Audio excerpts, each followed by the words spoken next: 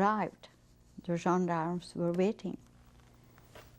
And we had to climb up on a ladder like this over there behind you, a steep one to the second floor.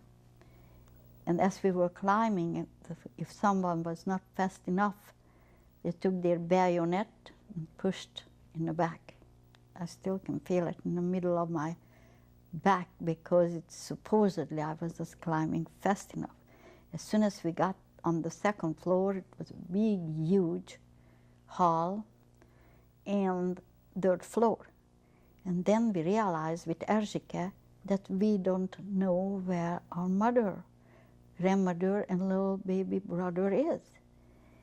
And now, remembering back, that was the point when I felt that terrible loss, that, oh my God, I will never see him again. Thousands of people, and all running, yelling, searching. And we asked everyone, did you see them somewhere? I know my mother cannot walk that fast. And then all of a sudden somebody said, I did see them in this corner.